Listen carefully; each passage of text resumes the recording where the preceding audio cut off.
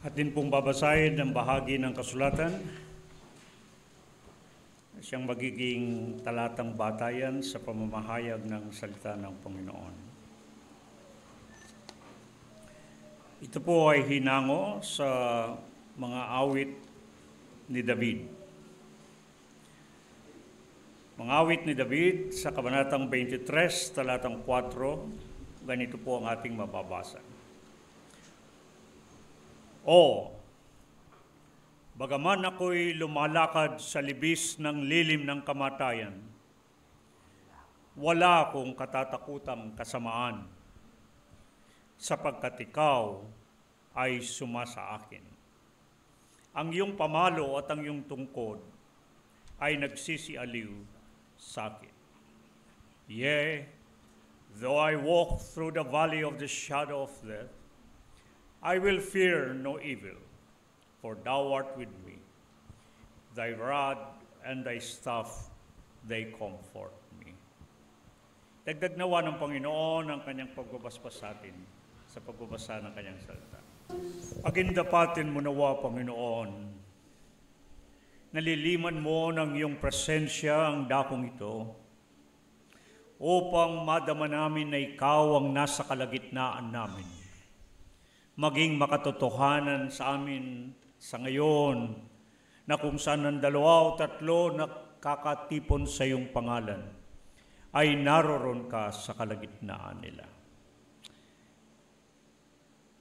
At nang sa gayon ay masabi namin, tunay nga na ang Panginoon ay naririto.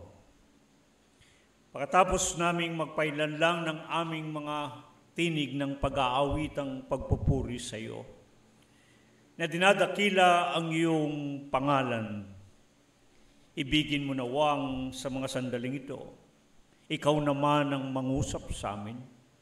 Ang tinig mo ang siyang aming marinig, at maging kagaya kami ng mga tupa na dinirinig ang tinig ng kanilang pastor. Sapagkat kailangan namin ang iyong mga salita, dahil ang tao hindi lamang nabubuhay sa tinapay, kundi sa mga salitang nanggagaling sa iyong bibig. Kailangan po namin ang iyong salita upang maging gabay namin sa aming paglalakbay na pamumuhay sa sanglibutan ito. Ibigin mo sa pamagitan ng iyong banal na Espiritu, ay hatid mo kami sa katotohanang ibig mong mahayag sa amin, malaman at maunawaan namin sa ikapagpapala namin. Yamang ikaw din naman ang nagsabing higit na mapalad ang nakikinig at tumutupad sa iyong mga salita. Ito po ang aming dalangin. Amen.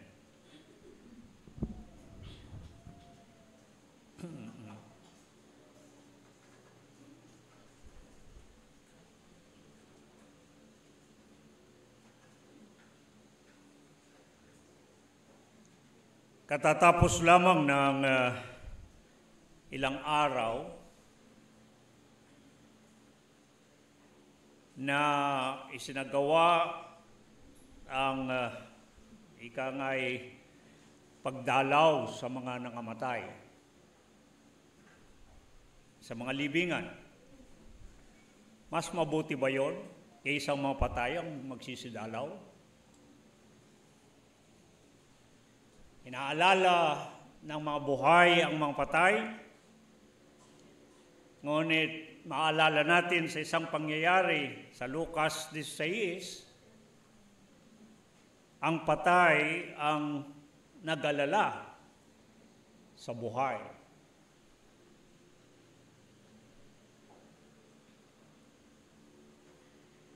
Ang paksang ating pag-uusapan ay pambihirang usapan. Bibihirang pag-usapan at madalas ay iniiwasan kung hindi man kinatatakutan na pag-usapan. At pinag-uusapan lamang ang paksang ito kapag may namatay. Sapagkat hindi may tatanggi nahaharap tayo kapag ka mayroong isang labi ng isang namatay sa ating harapan, hindi man natin ibig, ngunit hindi natin maiwasan na pag-usapan ang katotohanan ng kamatayan.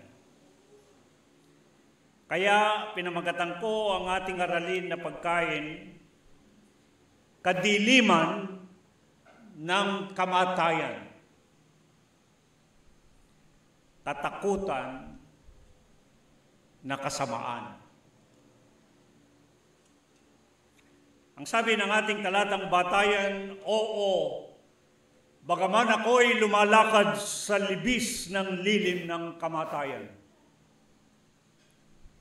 wala akong katatakutang kasamaan sapagkat ikaw ay sumasa akin, Panginoon ko, na aking pastor. Kapag binasa natin ang mga awit 23, sinasabi na ito ang isang awit na kung sa lahat ng mga talata o mga talata sa Biblia, ito na yata ang awit 23 na napapanahon sa anumang panahon ng buhay. Wika nga kapag ka may ipinanganganak, o kaya naman ay nagdiriwang ng karawan, tamang-tama ang awit 23. Sapagkat sinasabi doon na sa iyong kabutihan at kahabagan ay susunod sa lahat ng aming mga karawan, ng aming buhay. Kaya sa panahon ng kapanganakan at karawan ng kapanganakan, tamang-tama ang awit 23. Tama rin naman ang awit 23 sa panahon ng kamatayan. Kaya nga sabi ng talatang batayan natin, o bagaman ako'y lumalakad sa libis ng lilim ng kamatayan,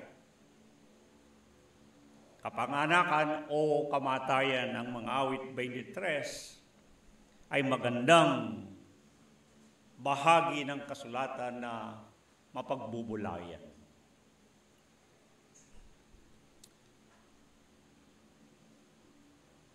Ngunit, nais kong pansinin muna natin ang isang bagay bago natin pag-usapan ng mismong talatang batayan. Madalas pinag-iwahiwalay ang mga talata sa Biblia. Ngunit dito sa mga awit 23 sa aking panuri ay hindi maaari na hihiwalay mo ang talatang 4, itong talatang 4 na siyang ating talatang batayan, na sinasabi, bagaman ako'y lumalakad sa libis at lilim ng kamatayan, wala akong katatakutang kasamaan. Hindi siya maaaring hiwalay sa talatang 1 hanggang 3. Ano sinasabi ng talatang 1 hanggang 3? Ang Panginoon ay aking pastor, hindi ako mangangailangan. Pinapatnubayan niya ako sa sariwang pastulan at sa tubig ng pahingan, pinananahuli ang aking kaluluwa hanggang pinapatnubayan ako sa landas ng katuwiran. Kapag tinignan ninyo muna yung naunang mga talatang 1 hanggang 3, iginuguhit sa pag-iisip, parang ipinipinta ang isang napakagandang larawan. Sapagkat bubungad ang anyo ng sariwang pastulan, ang tubig na pahingahan. At ang sariwang pastulan at tubig na pahingahan ay nakapagpapanahuli ng kaluluwa na para bagang nananariwa, nananagana ang isa. Ngunit pagdating mo sa talatang 4, biglang naglaho ang anyo. Nagbago ang magandang tanawin. Biglang-biglayang lumilim ang dilim.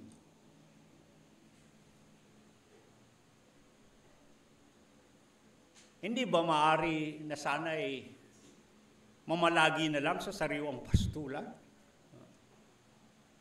Hindi kaya maaari ay magpahingalay na lang sa tabi ng tubig ng pahinga?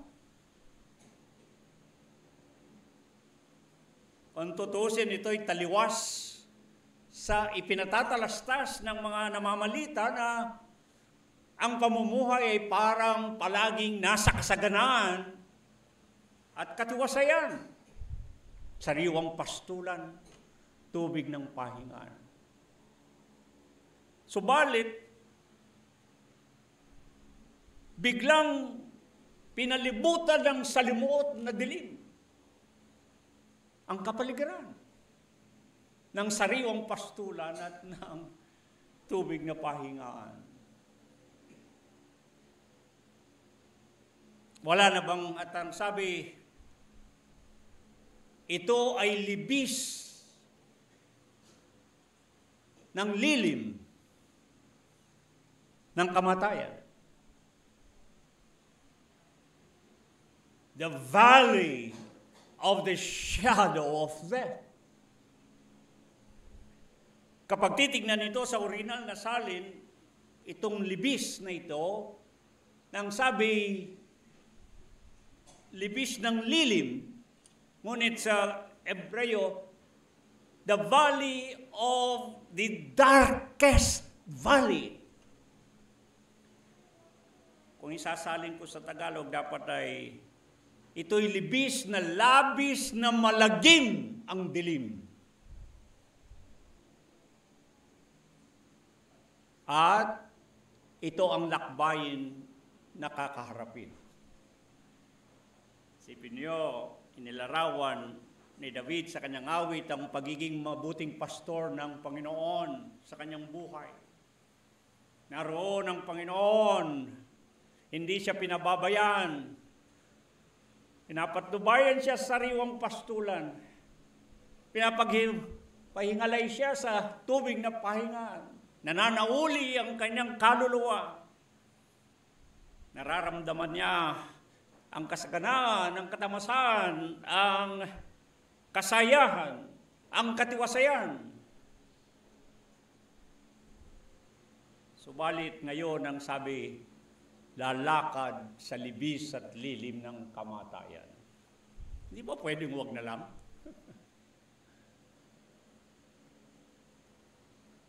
O Panginoon, wag na lang. Di ba maaari mamalagi na lang dito sa sariwang pastulan at tubig ng pahingaan na may kasayahan, na may kaginhawaan, may pagpapanauli ng kaluluwa. Bakit lalakad ngayon at daraan sa lilim na malagim?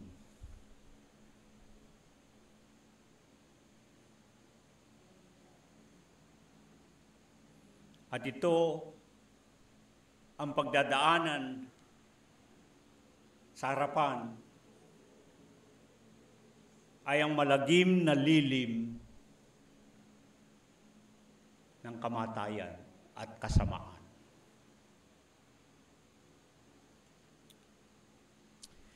Bago tayo sama-samang maglakbay at dumaan sa libis ng lilim ng kamatayan, hindi po kasi maiwasan. Isipin niyo, kung maaari lang sana, kung si David sa kanyang awit, hinahanapan ko ng dahilan na magsabi siya, wag na, Panginoon, wag naman tayong dumaan diyan. Ito ba, ang sabi mo, pinapatnubayan mo kami sa landas ng katwiran. Landas ba ng katwiran yung dadaan sa libis ng lilim ng kamatayan? Wala na bang ibang daan na walang kakaharaping kamatayan? Talaga bang kinakailangan mga pa sa dilim na magkabiglay bangin at maaring ikapahamak o dili kaya'y ikamatay. Hinahanap ko kung si David ay nanalangin na tumawag sa Panginoon. Huwag na tayong dumaan ng Panginoon.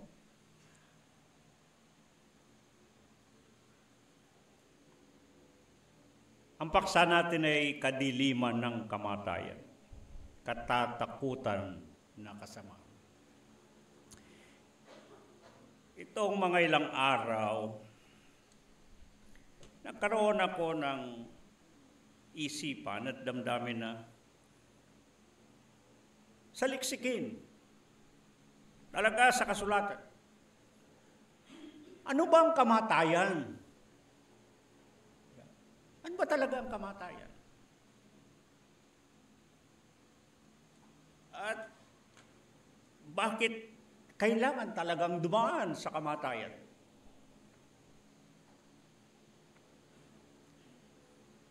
Napakahaba po ng aking pagsusaliksik, hindi ko pa natapos. Talagang gustong-gusto kong masaliksik. Ano ba talagang sinasabi ng mga talata ng Biblia sa kamatayan? Dahil ito'y paksang hindi naman maiiwasan. Sana nga, maaari nating matakasan. Ngunit hindi.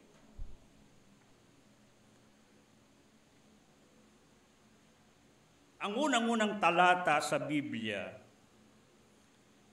na bubungad sa mga nangasusulat na may kaugnayan sa kamatayan ay ang Genesis Kabanatang 2, talatang 17. Nang sabihin ng Panginoong Diyos sa mga unang taong kanyang nilalang, sabi, latapot sa kahoy ng pagkakilala ng mabuti at masama ay huwag kang kakain. Sapagkat sa araw na ikaw ay kumain niyon, ay walang pagsalang mamamatay ka. Walang pagsalang mamamatay ka. Ito ang kauna-unang pagkakataon na nagkaroon ng katiyakan ng kamatayan. Walang pagsalang. O sa English, surely you will die. Tinitiyak ang pagkamatay. Pinagtibay ito ng Roma 5:12 na kung saan sinasabi sa pamagitan ng isang tao ay pumasok ang kasalanan sa sanglibutan at ang kamatay sa pamagitan ng kasalanan. At sa ganito'y ang kamatayan ay naranasan ng lahat ng tao. Kumalat ang kamatayan. Nahawaan ng lahat ng mga tao. Unang Korinto 15:21-22, ang sabi, dumating ang kamatayan kay Adam. Lahat kay Adam ay nangamamatay. Kaya nga, ang sabi ng Hebreo 9:27 diyan, itinakda sa mga tao ang mamatay.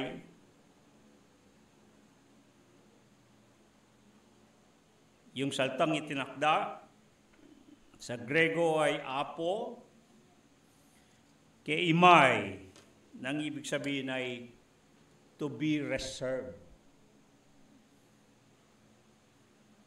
Ibig sabihin,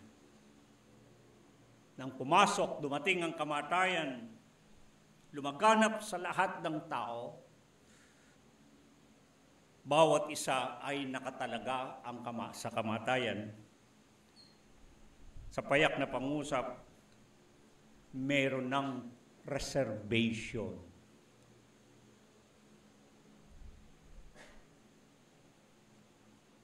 Kaya para nating may larawan sa ating isipan, lahat tayo, bawat isa, ay nasa pre-departure area. Anumang oras ang nasa pre-departure area, meron siyang ETD, estimated time departure. Ang bagong salita ngayon, hindi na pinapalitan na nila yung salitang namatay, died, deceased, dead. Ang ginagamit sa modernong salita ngayon ay expiration. He expired. Kaya meron ng expiration date ang bawat isa. This is man's inescapable appointment. It is appointed unto man to die. It's inescapable. Hindi matatakasan. Hindi maiwasan. Buti pa yung mga naniningil ng utang, mapagtataguan, ngunit ang kamatayan ay tinakda at nakatalaga. Hindi maiwasan ni hindi matatakasan. Kaya nga, sa pagtatakda ng kamatayan sa taong sabi ng Ecclesiastes 3:2, sa lahat na mabagay sa silong ng langit ay mayroong panahon. Kapanahunan ng kapanganakan at kapanahunan ng kamatayan. Dahil dito, hindi na may kukubli o magiging tago sa tao na ang nabubuhay ay mamamatay. Mga awit 89:48 ang sabi, sinong tao ang nabubuhay at hindi makakakita ng kamatayan, na may liligtas ng kanyang kaluluwa sa kapangyarihan ng Sheol. Ecclesiastes 9:2-5 ang sabi, isang ang bagay na nagsisidating na para-para sa lahat. May isang pangyayari sa matuwid at sa masama, sa mabuti at sa malinis, at sa marumi. Isang kasamaan para sa lahat ng nilikha. May isang pangyayari sa lahat. Ito ang iisang pangyayari sa lahat. Para sa lahat. Sila'y nangabubuhay at pagkatapos napatutungo sa pagkamatay. Kaya nalalaman ng mga buhay na sila'y mga mamatay.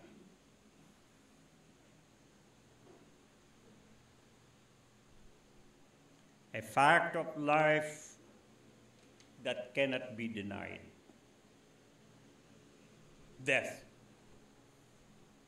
is real. Ang katotohanan ng kamatayan, ito'y totoo. Ano kaya ang kamatayan?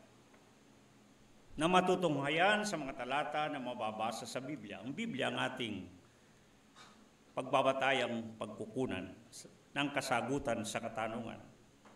Hindi pa po tapos ang aralin na ito dahil ang daming mga talata sa Biblia na talagang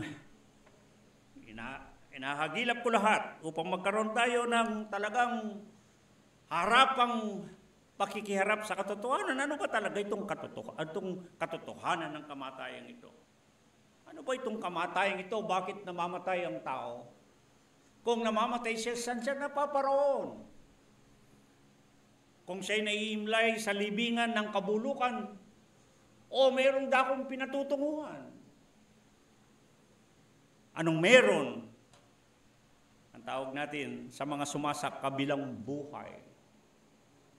Iniisip ko kagabi yung pag may namatay, ang sabi natin, sumakabilang buhay. Para ka kung hindi tama.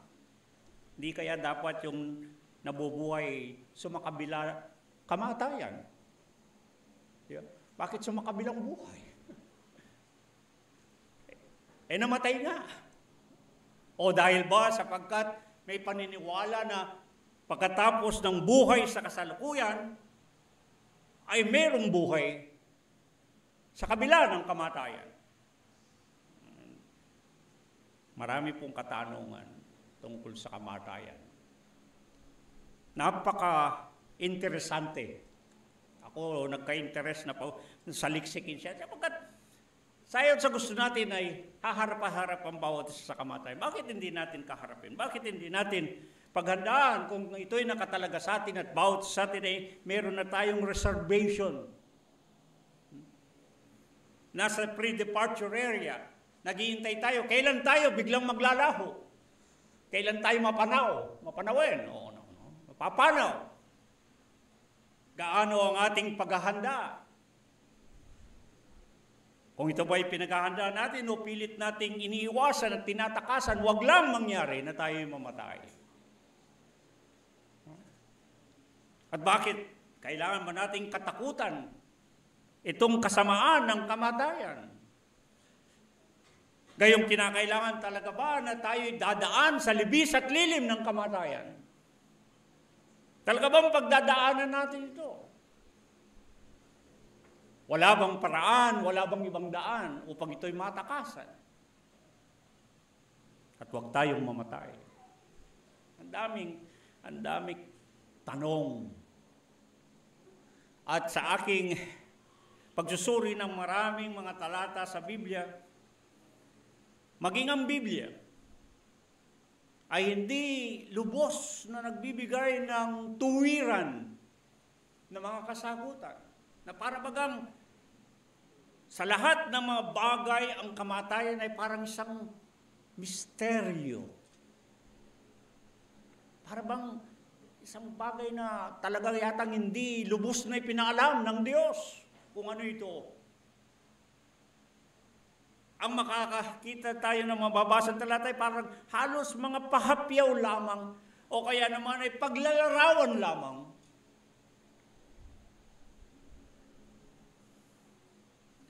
Hanggat yatang hindi tayo mamamatay, hindi natin mauunawaan ang kamatayan.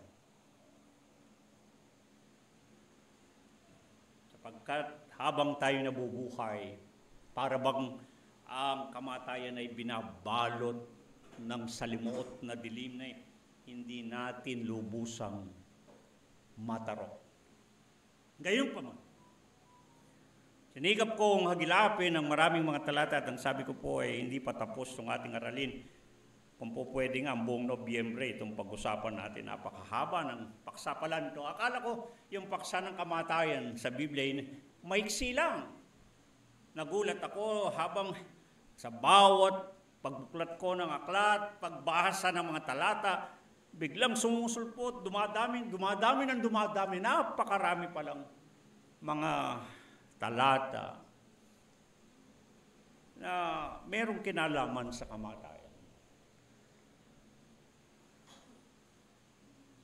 Mas marami pa yata ang talata ng kamatayan, ewan ko kung tama ako sa basa ko.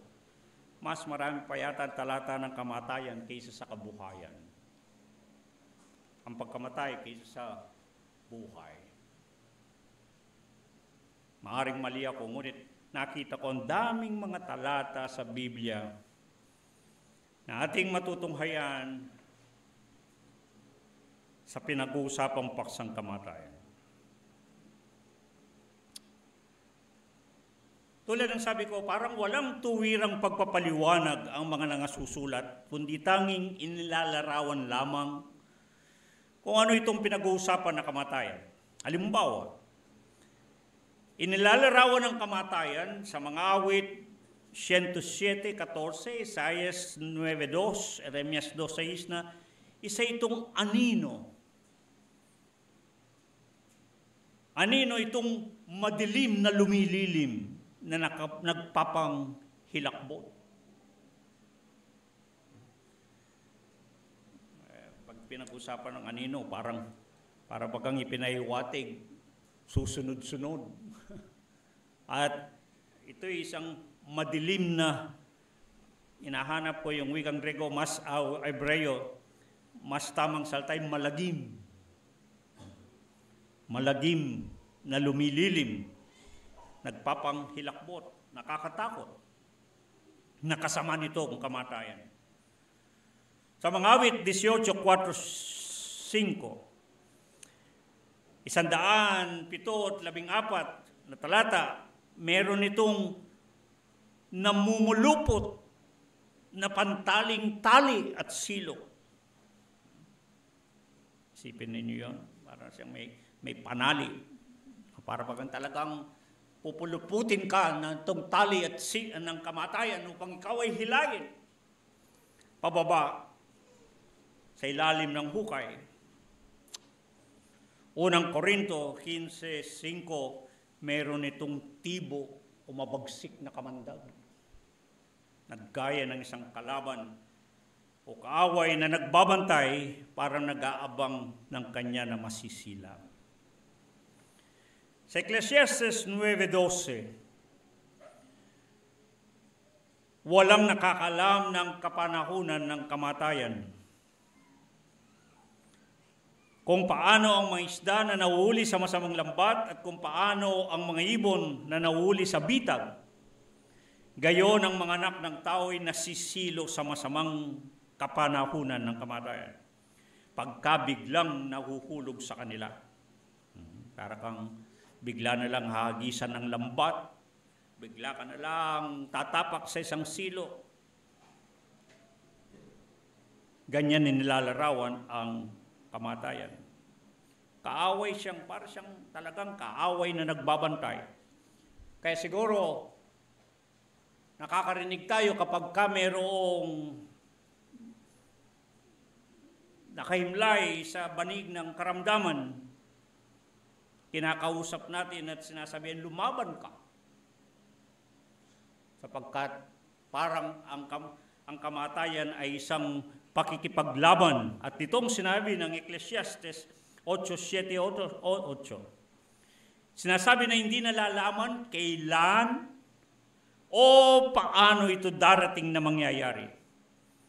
Walang tao na ito ay may kapangyarihan sa diwa upang pumigil ng diwa, ni walang kapangyarihan siya sa karawan ng kamatayan. Napakamakapangyarihan na walang magagawa ang sinuman upang, ang sabi, pigilin ng diwa, yung hininga.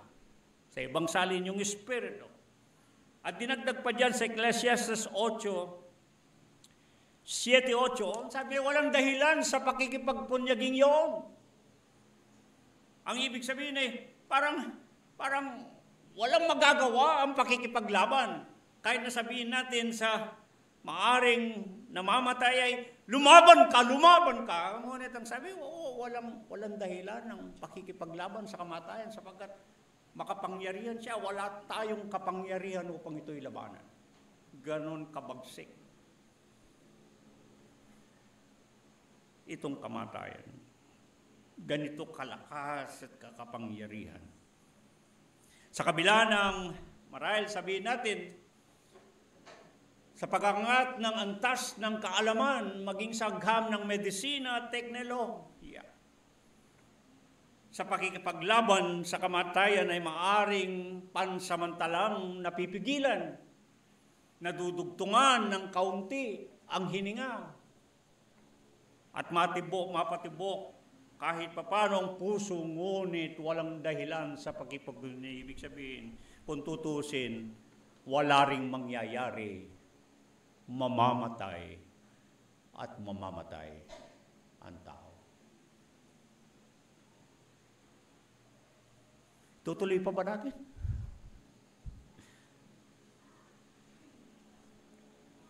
Ang usapan natin?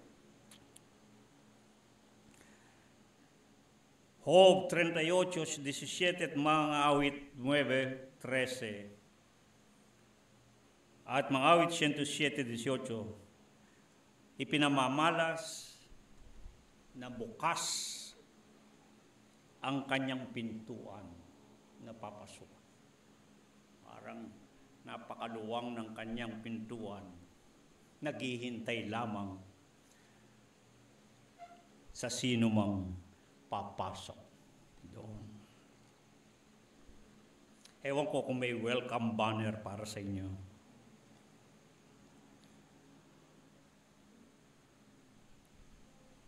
Kaya sabi ko, nag-aagilap pa ako ng maraming talata upang magbigay ng tiyak kung ano talaga ang ibig sabihin ng kamatayan.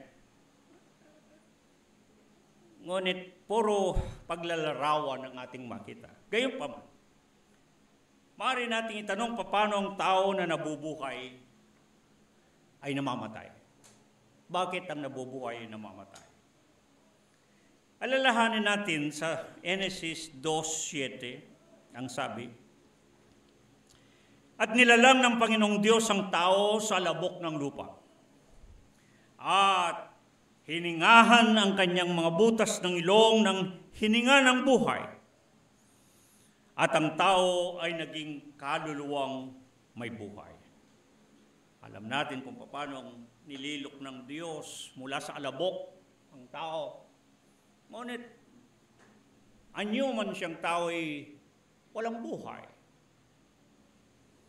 Hanggang siya'y hininga ng Diyos at doon siya'y naging buhay na kaluluwa.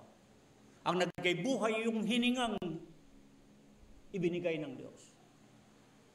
Kung wala yung hiningang yun, hindi siya magiging buhay. Kaya naman, mapag-uunawang lubusan, kagaya ng sinasabi ng mga awit 36:9,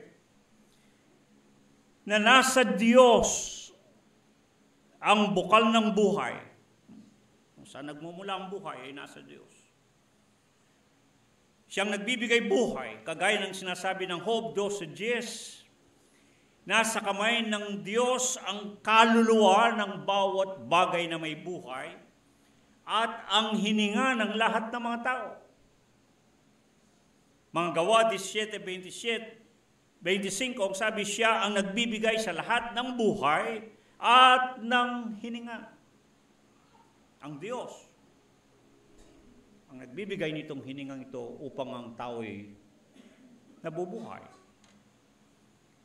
At ang sabi, mga awit 104:29, kapag inalis niya ang hininga, siyang nagbigay. Kapag inalis niya ang hininga, ay nangamamatay at nagsisibalik sa pagkaalabok.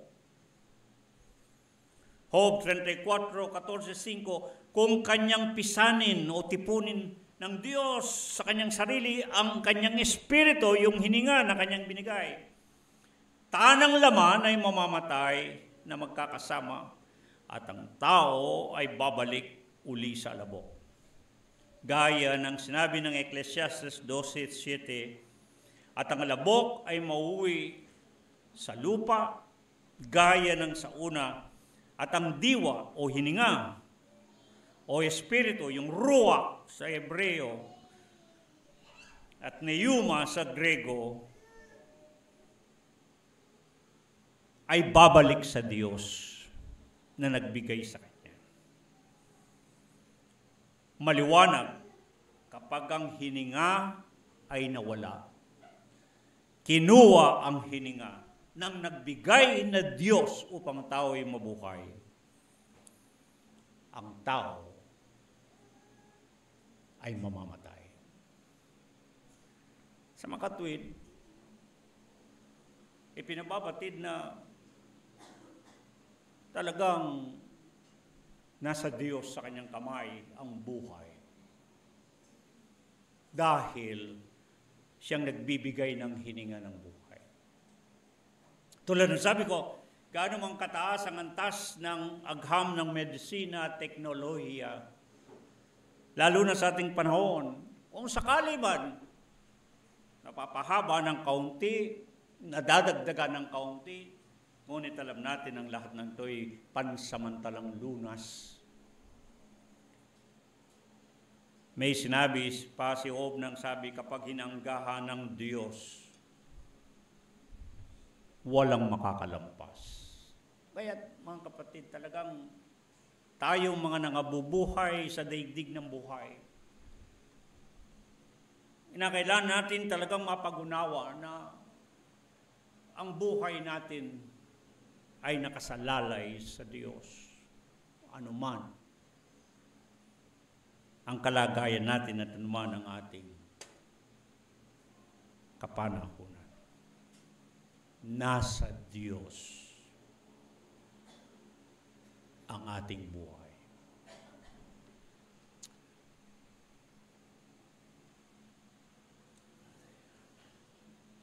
Kaya napakahalagang talagang lalo nating pagiging ng ating pakikipag-ugnayan sa Panginoon. Sapagkat kung talagang makatotohanan tayong magtatanungan sa isa't isa at tatanungin sinong gustong mamatay, tiyak walang. Lahat ay hihiling. Ipapaling ng magkabi-kabila ang kanyang pisngi at parang sasabihin, ayoko, mauna ka na. Buhay ito pa. Dadagdag natin. Diba? Ngunit, ang kagandahan ay tinuturo sa atin ng Biblia ang buhay natin ay nasa Diyos. Magagawa ng Diyos na kunin anumang sandali ang ating buhay, magagawa din naman ng Diyos na dugtungan ang ating buhay. May isang hari ng Israel, humingi pa nga ng tugtong na buhay ng 15 taon, pinagbigyan siya ng Diyos. Ang sabi, upang ayusin niya ang kanyang sambahayan, hiningi niyang, wag muna siyang mamatay. Pinagbigyan siya ng Diyos ng 15 taon pa.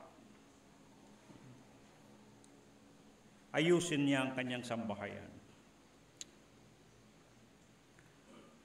Dahil nasa Diyos ang pagpapasya.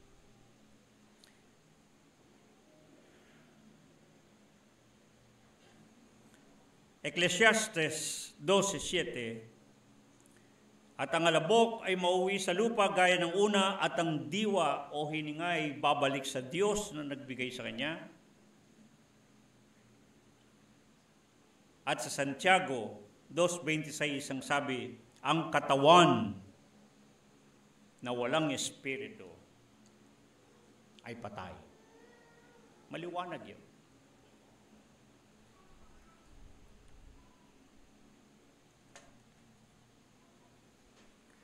Ngayon, musog-usog tayo ng konti. Bagamat mababasa sa Ecclesiastes 6:12 ang ganitong tanong, sinong makapagsasaysay sa tao kung ano ang mangyayari pagkamatay niya?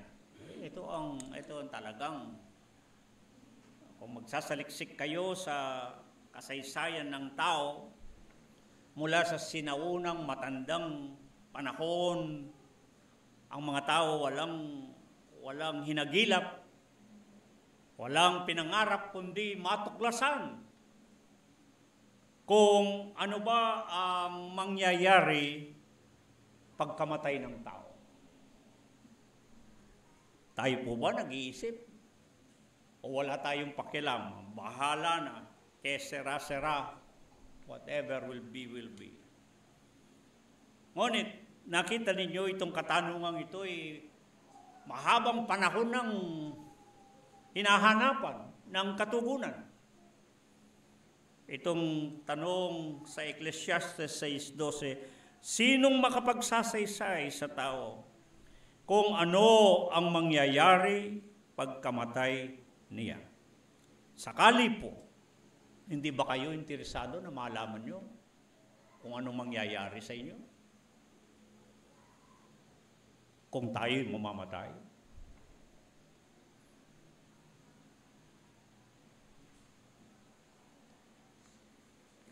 Makakabanag tayo sa mga nasusulat ng ilang paunawa.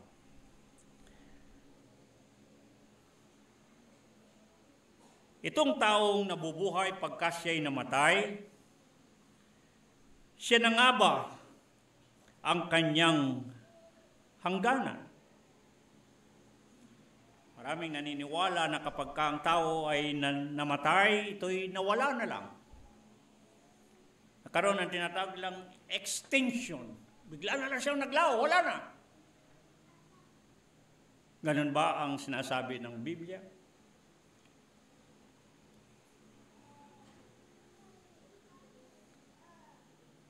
Kaya nga ba may mga ipinamumuhay maging noong unang panahon nang sabi, kailangan sapagkat maiksi ang buhay, kung maglalaho ka rin lang, kung para ka rin lang anino na mawawala o maglalaho, kung para ka nga lang na singaw na biglang mawawala na lang, hindi ba dapat napakaiksi ng buhay? Kaya ang sabi nila, ng mga filosofiya ng mga tao noong unang panahon, ng kanilang patakaran sa pamuhay, tayo'y uminom, kumain, magsaya, sapagkat bukas ay mamamatay tayo. Hanggang doon lang ba talaga? Ang hangganan, ang kawakasan ng tao pag siya'y namatay?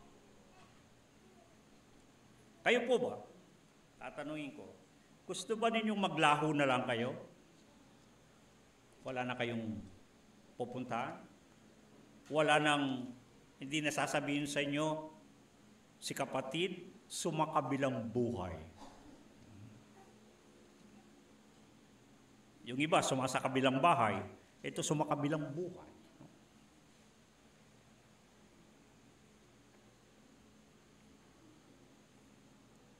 Ikalawang Samuel 14:14 ang sabi, tunay na mamamatay ang bawat isa, lahat na, gaya ng tubig na mabubuhos sa lupa, hindi na mapupulot uli. Iwa, pagka nabuhos ang tubig sa lupa, hindi mo na yan maiipon uli. Ganyan bang tao pag siya'y namatay?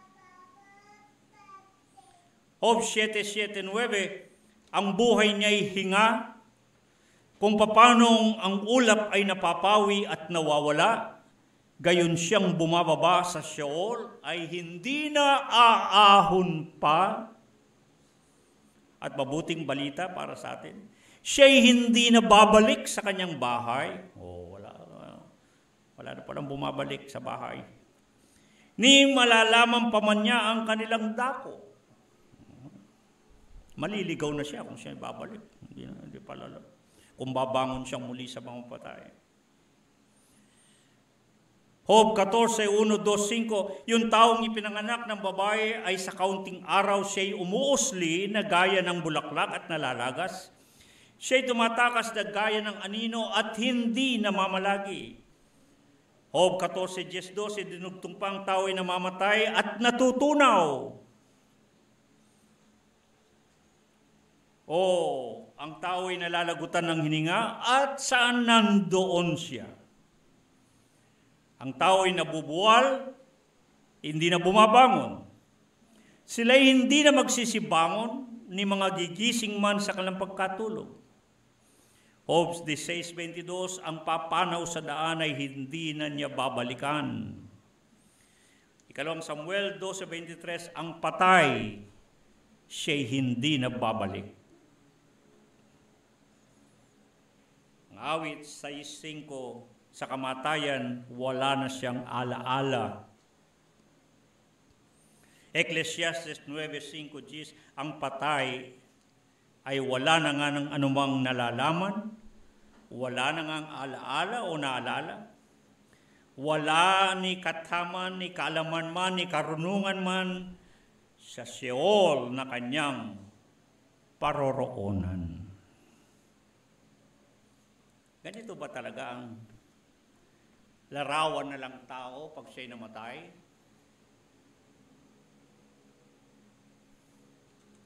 Ang libingan na lamang ba talaga ang kanyang hangganan?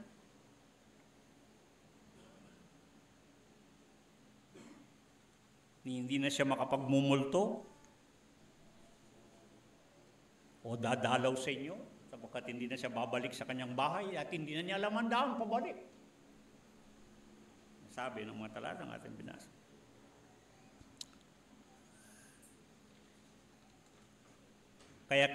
Kaya tinatakot na lamang ba natin ang ating sarili na mayroong dumadalaw, may nagpaparamdam?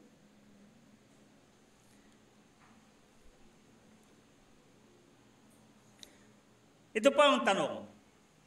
Nakita, wala pa tayong mga kasagutan. Dahil talagang iwanan ko muna yung mga kasagutan sa lahat ng ito. Upang tayo ay hindi makatulog muna paggabi.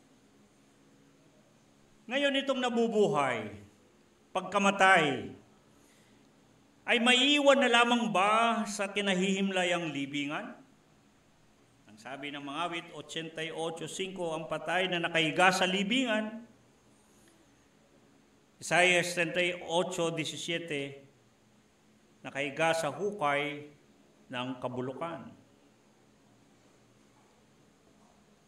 Mayroong dalawang pangangatwiran tungkol sa kung ang tao ay nahihimlay na lamang at maiiwan na lamang sa libingan at mabubulok dahil mauwi sa alabok, sa lupa na kanyang pinanggalingan. Ang mismong tao ba ay pawang katawan lamang? Katawan o laman lamang? Ang tao ba siya na mismo ang kaluluwa? Yung nephes sa Hebreo at Grego na suke o psyche? O meron itong kaluluwang naninirahan sa kanyang katawan at humihiwalay pagkamatay? May mga ilan na naniniwalang mismong tao ay siya na ang kaluluwa. Ito na mismo ang kaluluwa, itong taong ito. Sapagkat ang sabi nila sa Genesis 2:7, itong taong nilalang ng mahingahan ng hininga ay naging kaluluwang may buhay. Makatwid, kung walang hiningang hinihingaan sa kanya, patay siyang kaluluwa. Ibig ba sabihin nito, itong katawang ito ay siya rin ng kaluluwa? O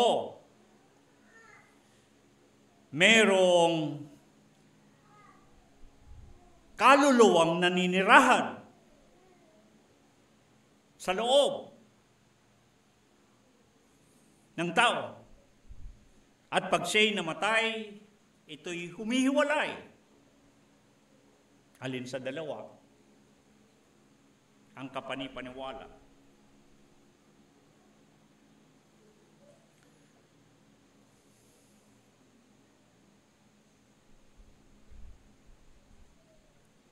Yung bang tao na pagkamatay ay mahimlay lang sa lupang libingan, maiiwan sa kabulukan, maglalaho na gaya ng abo, at mula nga sa alabok, muli uuwi sa pagkaalabok. Kaya kahit nag-aano kayo magandang bihisan, kaya kahit nag-anong kasuotan, ang ipasusuot, at sabi nga ng isang talata sa Biblia, pagdating ng gayon ay ipasusuot sa iyo ang hindi mo ibig. Kasi wala ka ng malay. Kung ano mang gagawin sa iyong katawan, ito naman ay mabubulok din lang. Maiiwan sa lupa, magiging maglalaho na gaya ng abo, alabok, muli uuwi sa pagkalabok. O para sa iba, ang kaluluwa ay yung nananahan sa katawan. At kapag namatay ay hihiwalay, dahil hiwalay siya sa katawang laman, mayroon siyang dakong paroroonan.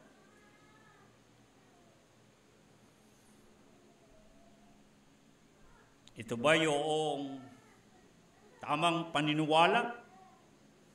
Ang katawan o labi ay naiiwan sa libingan, ngunit ang kaluluwa ay lumilisan at meron itong paroroonan. Tingnan natin ang mga ilang talata sa Biblia. Sa unang Korinto, Kabanatang 15, talatang 40, 45, 53, 54, tinawag ang lupang katawan, itong lupang katawan, na katawang ukol sa lupa. At itong lupang katawang ito, o katawang ukol sa lupa, ay meron itong kamatayan at kasiraan. Na siya namang totoo. Kapag tayo nilibing, tayo mabubulok, masisira, mawawasak, maglalaho na parang abo. Ngunit ang sabi ng 2 Korinto 5:1, ito'y tabernakulo. Iginaya siya sa tabernakulo, itong katawang ito. Iginaya siya sa isang masisira na bahay. Parang ang pinaiwatig dito, itong katawan natin, para siyang isang kaha. Para lang siyang isang kaha, para lang siyang isang tolda. At mayroong nabubuhay sa loob, nananahan sa loob. Tignan niyo mga talata. 2 Korinto 6:19, ang sabi, kung paano sinabi, hindi ba na ang katawan natin ay templo ng Espiritu ng Diyos, gayon din ang sabi, ito'y tahanan ng Espiritu, yung diwa, yung hininga. So mayroong nasa loob ng katawang ito. 2 Korinto 5:6 ang sabi, samantalang nangasa tahanan sa katawan, wala sa harapan ng Panginoon. Ibig sabihin, itong lamang ito, itong katawang ito ay tahanan lamang siya, para sa siyang bahay. Sa mga kapatid, kung ito'y parang tahanan lang, parang isang tabernakulo, parang isang bahay na masisira, mabubulok, asan yung tao?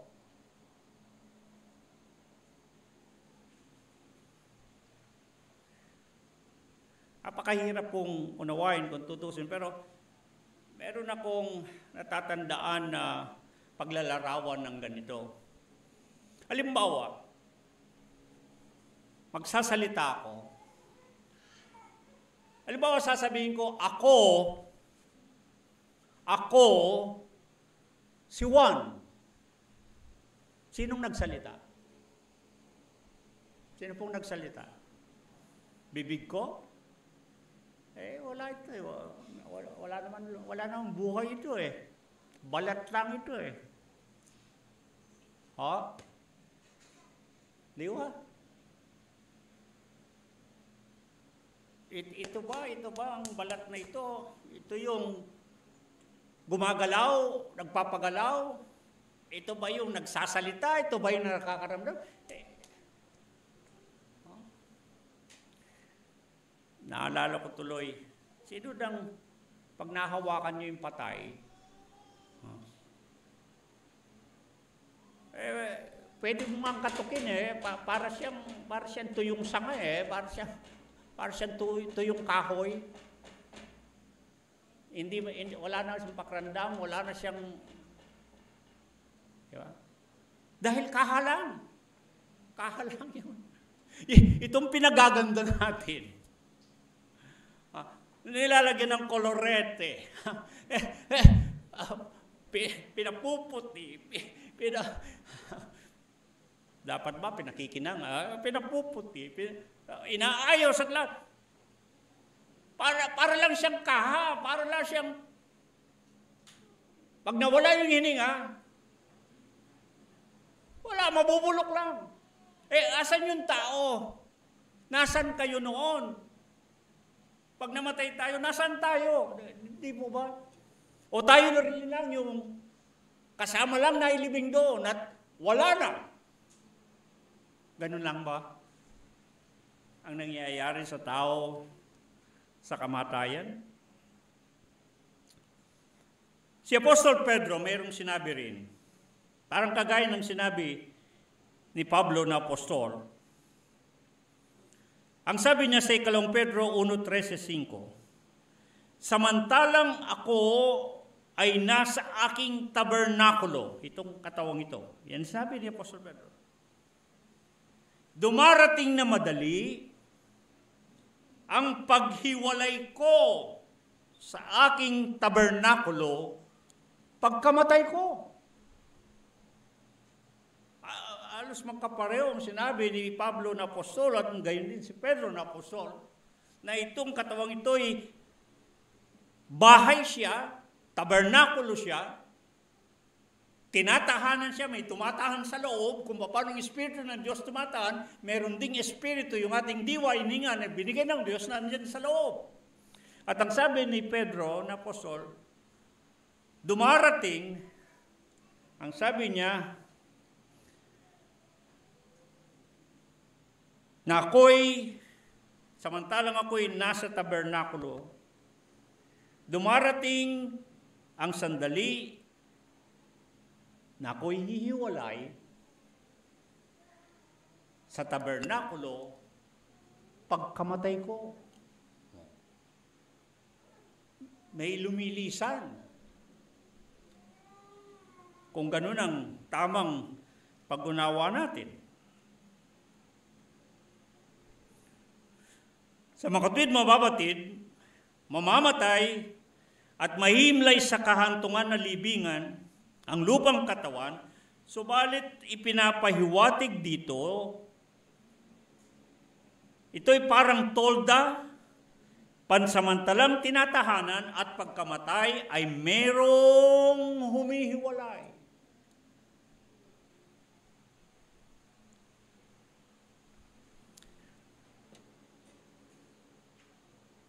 Sa Roma 7:22, 2 Korinto 4:16 at Efeso 3:16, meron tinukoy si Apostol Pablo na pagkataong loob. Sa Ingles, ang tawag ay inner man. Inner man. Merong taong nasa loob. Ibig sabihin, parang kagaya nung ilustrasyon na binanggit ko, yung nagsasalita, nagsabing ako si Juan, hindi itong balat na ito, kundi merong tao naroon talaga sa loob na nagsasalita at nakakaramdam. At dahil ito'y kahalamang o tolda para sa isang bahay, sa isang bahay may nakatira. At yung nakatirang yun, ang sabi, kung ating susundan ang sinabi ni Apostol Pedro, na malapit na siyang umalis sa kanyang tabernakulo, dito sa kanyang tahanan, hihiwalay, sabi niya, darating ang paghiwalay, may maghihiwalay. Maghiwalay yung bahay, tolda, tabernakulo, doon sa aalis na nanirahan sa tahanan yun. Pagkamatay, ang sabi ni Pedro. Tignan pa natin, hindi pa naman po tayo tapos. Kung ganun nga. Ito kaya ang pagkataong loob na ito, o sa Ingles na inner man, ito ba kaya ang espiritu? Yung hininga, yung ruwa, pneuma, yung diwa. Na lumilisan at iniiwanan na patay ang namatay ang katawang laman. Kagaya ng mga talata. Santiago 2:26, ang espiritu, ang katawan na walang espiritu ay patay. O kaya naman, pag binasa niyo yung Lucas 23:46, ang ating Panginoon, bago nalagot ang hininga, ipinagtagubili ng Espiritu, gayon din naman sa mga Gawa 7:59, nanalangin si Esteban na tanggapin ang kanyang espiritu at nakatulog. Ito bang espiritu, subukan natin munang pag-iwahiwalayin dahil kung titignan po ninyo napakahirap. Ito bang katawan at espiritu ay pareho lang? Nakita natin mukhang hindi magkapareho. Iba talaga yung katawan sa espiritu. Dahil yung espiritu, yung nananakan, yung diwa, hininga na nagbibigay buhay sa katawan. Sa mga kapatid, maliwanag, naiwan sa labok ang katawan, ngunit ang espiritu ay bumabalik sa Diyos na nagbigay. Kaya, hindi magkapareho yung katawan at espiritu. Ang tanong, yung espiritu ba at kaluluwa ay pareho?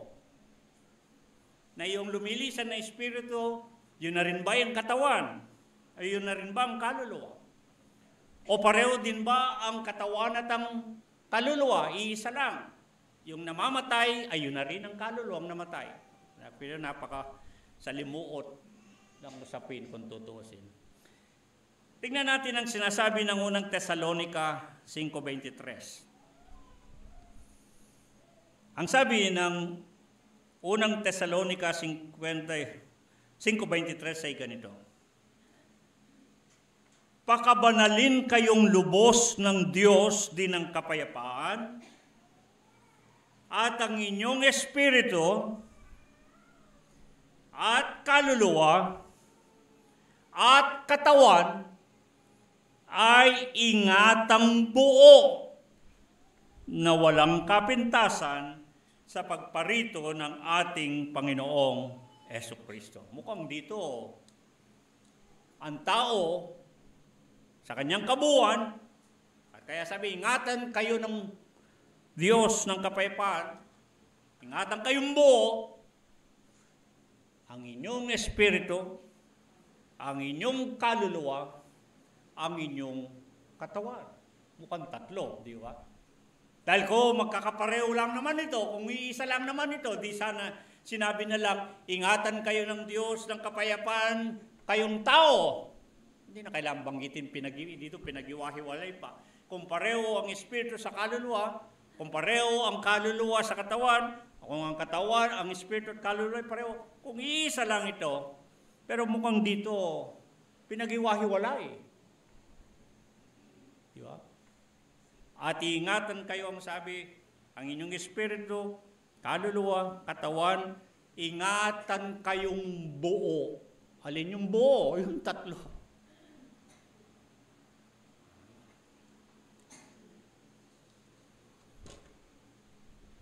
Konti na lang po. Ibibitin naman natin ang usapin natin. Hindi matatapos po dito. Napakahaba nito talaga yan. Ngunit napakagandang pag-usapan. Sapagkat tulad ng nauna ko nang sinabi, ay ito ang katotohanan na hindi natin maiiwasan. Harap-harap tayo sa kamatayan. Naalala ko tuloy ang sinabi minsan na mga talata sa Biblia na isang hakbang lamang ang kamatayan. There is just but one step before me and death. Ganun kalapit. Isang hakbang kamatayan. Kaya dapat mag-ingat-ingat tayo kung anong hakbang natin. Ganun kalapit. Kaya na, hindi siya paksang dapat kaya tulad ng sabi, mas marami akong nakita mga talata sa Biblia na pinag-uusapan ng kamatayan, hindi man yung buhay. Na parang napaka mahalagang paksa na ating makikita sa Biblia. Ngayon, tingnan ko. Konti na lamang po para magtapos ang pansamantala. Ngayon, kumuha tayo ng mas makapagsasabi ng totoo. Itong Panginoon natin, na si Kristo Jesus, nang naparito at nagturo Gaya ng sinabi niya sa Mateo 10:28. At huwag kayong mga takot sa mga nagsisipatay ng katawan. Ang katawan ang pinapatay. Datapwat hindi makakapatay sa kaluluwa. Pinapatay kaluluwa.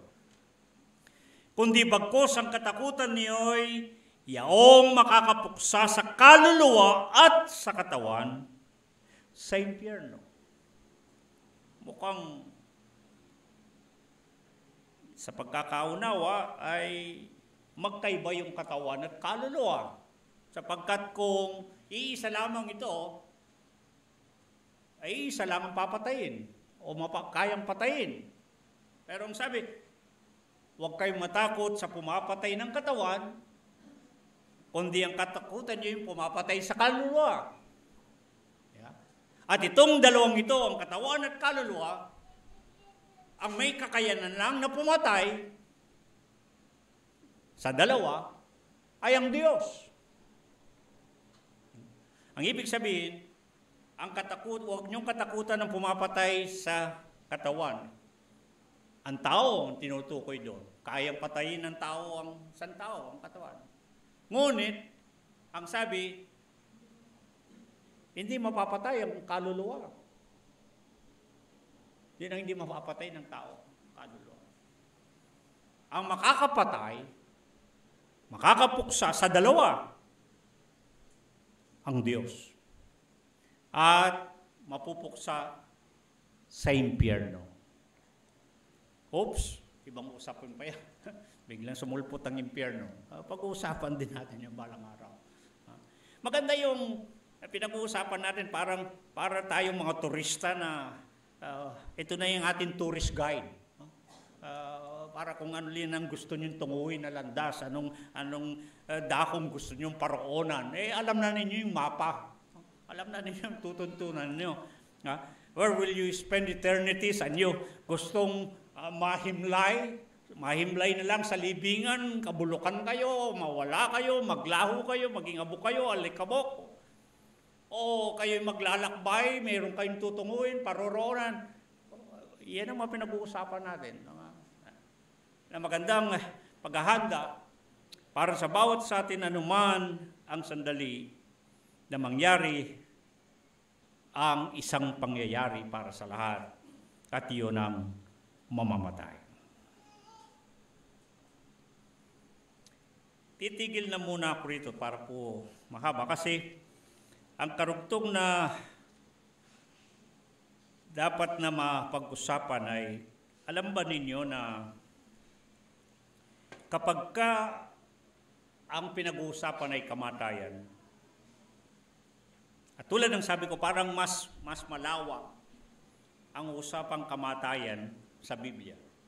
Maraming mga talata tungkol sa Biblia. At kapag pinag-uusapan ng kamatayan, mas madalas biglang sumusulpot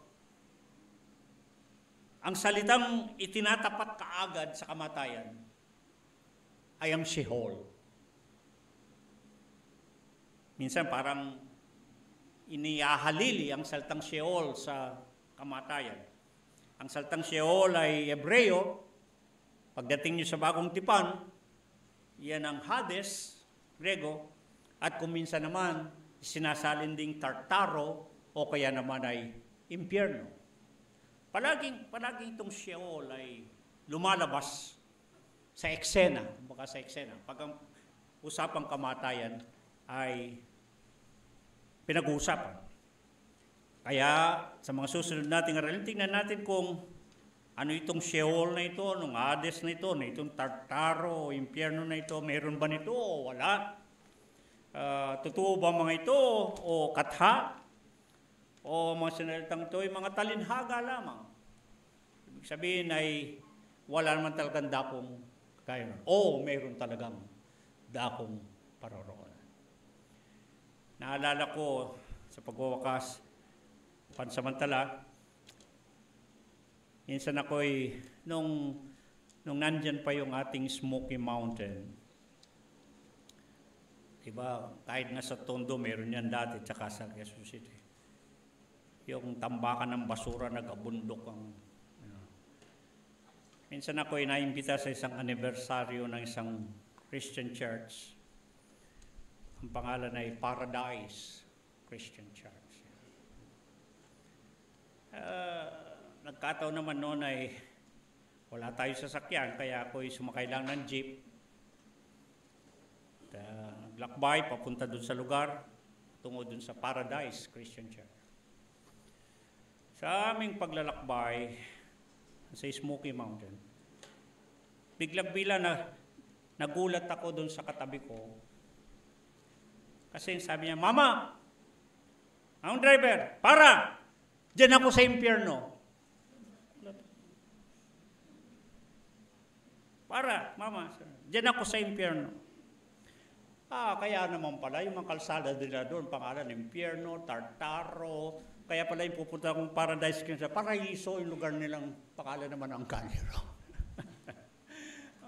Kung tutusin, napakaseryoso mga bagay ito. Pero talaga naman tayong mga Pilipino, kayang-kaya natin na tawanan, kayang-kaya natin na lapatan ng kasiyahan, katatawanan ng mga usapin. Ngunit mga kapatid, sa kabila ng lahat ng ito, ang maselang katotohanan,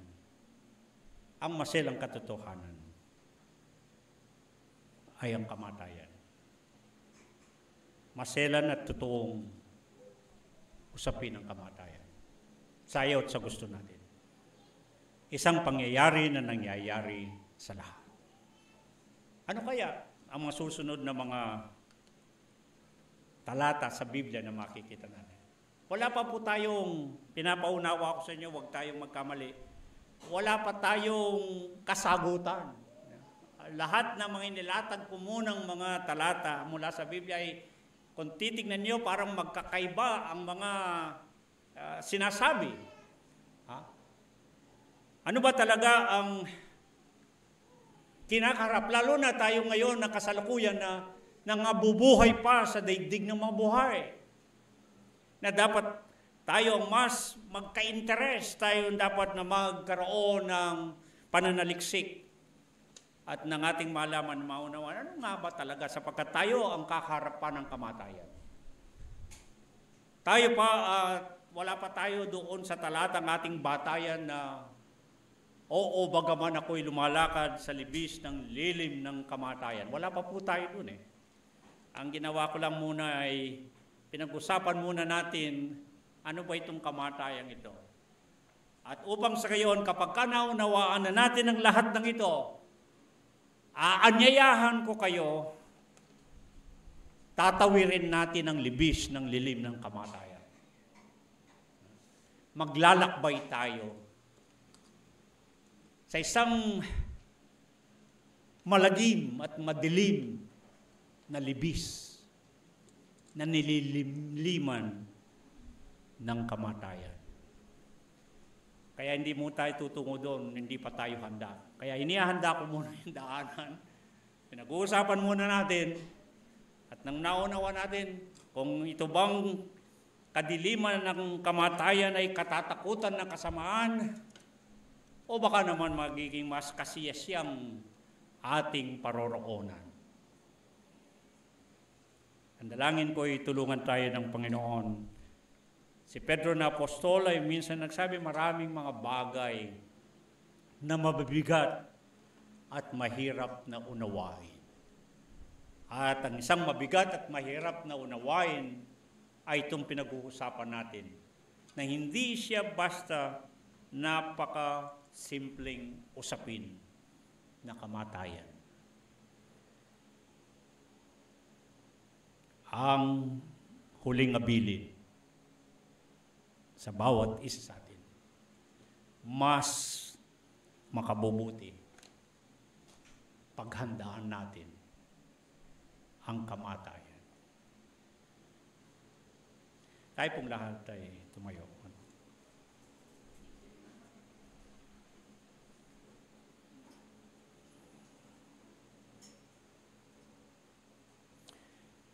Pinasasalamatan ka namin, Panginoon, sa mga tanglaw ng liwanag ng iyong mga salita upang magliwanag ang landas na aming tinatahak at maging ang aming kinakaharap. Sapagkat nalalaman namin, kagaya ng nasusulat, ang nabubuhay ay mamamatay. Ito'y tiyak. Kaya naman sa pamagitan ng iyong mga salita, tulungan mo kami na maunawaan namin ang mga bagay-bagay na kung tutuusin ay mahirap, mabigat na unawain. Sapagkat sino ang namatay at nabuhay na maguli upang malaman niya kung ano ang meron sa kabilang buhay. Tangi, nag-iisa, ang panganay ng mga nabuhay na maguli, ang aming Panginoon at tagapagligtas na si Kristo Jesus. Na sa kabila ng masalimuot at nakakapangilabot na usapin ng kamatayan, ngunit sa pagkabuhay na maguli ni Kristo Jesus naming Panginoon, mayroong bumasag na liwanag sa dilim ng kamatayan at maging ng kanyang kapangyarihan ay nalamon. At ang magandang balita ay sinasabi ng Hebreo 2:15 na upang ang lahat ng mga nasa pagkaalipin ng takot ng kamatayan ay mapalaya. Salamat po, Panginoon. Sapagkat sa buong buhay ng tao, ang kamatayan ang kinatatakutan. Parang ang tao ay alipin ng takot na mamatay. Sapagkat hindi nalalaman kung ano ang mangyayari pagkatapos mamatay. Salamat po sapagkat sa pagkabuhay na maguli ni Kristo Jesus naming Panginoon, hindi nagtatapos sa kamatayan ng buhay ng bawat isang nananampalataya. Malaya na at pinalaya sa takot ng kamatayan. Panginoon, samantalang pinagbibigyan mo kami ng mga kaarawan ng aming mga buhay, na may mga pagkakataon, maaaring sinasayang namin ng buhay, maaaring hindi namin ipinamumuhay na marapat ang aming mga kaarawan, maaaring lumalakad kami sa hindi mas mabuting landas. Panginoon ko, aming Diyos,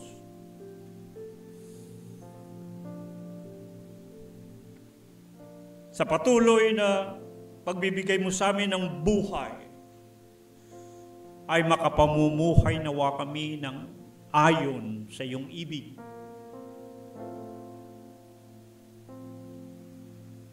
At hindi masayang ang aming mga buhay na napakaiksi,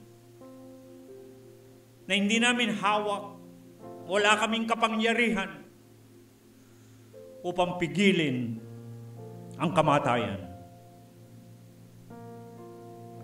Salamat po sapagkat ikaw ang Diyos na may hawak ng aming buhay. Ikaw ang nagbibigay ng hininga at ikaw rin ang kumukuha, sapagkat ito'y sa iyo na nagbigay at umuuwi sa iyo. Ito ang lalong nagbibigay sa amin ng katiyakan na kung kahit na hindi namin nalalaman ang lahat ng mga bagay, kahit na nakakubli sa amin kagaya ng sinabi ni Apostol Pablo na para kaming tumitingin sa salamin na hindi maliwanag, parang malabo ang lahat sa amin, ngunit sapagkat ikaw ang Diyos na may hawak ng aming buhay,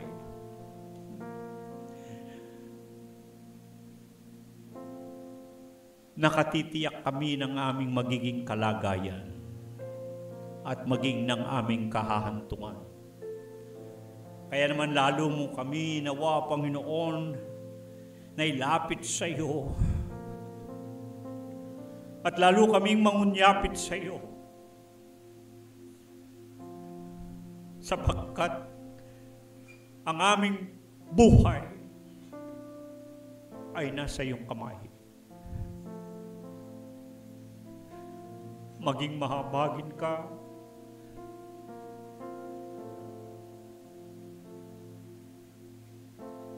mapagbiyaya at pagpapala mo nawa sa amin ang madagdag ng mga araw ng mga buhay.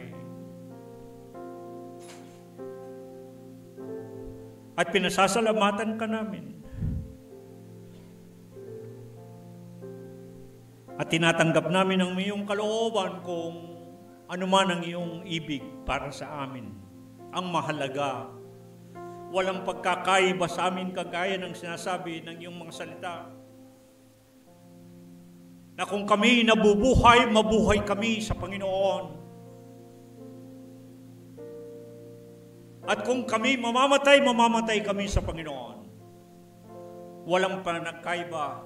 Ang pinakamahalagay, kami ay sa Panginoon. Hindi mahalagang pag-usapan saan, papaano, kailan at tanong mga bagay-bagay.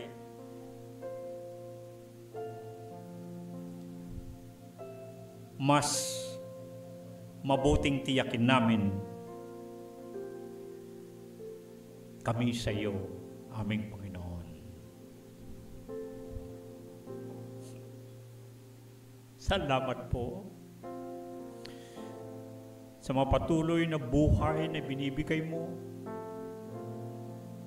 Salamat sa mga kalusugan, kalakasan, kagalingan. Salamat sa mga karawan ng aming mga buhay ng kasaganaan, katiwasayan, kabutihan. At kahit na may mga sandali ng mga kahirapan o kahit na kagutuman o kahit na kahapisan, ngunit salamat po sapagkat walang anuman na makapaghihiwalay sa amin sa iyo. Walang makapaghiwalay ng iyong pag-ibig sa amin. Kahit na kamatayan. Napakabuti mo, Panginoon. Napakabuti mo. Natitikman namin ang iyong kabutihan sa bawat araw ng aming mga buhay. Kaya naman pinasasalamatan ka namin. Sapagkat marapat ka na tumanggap ng lahat ng mga pasasalamat namin. Amen.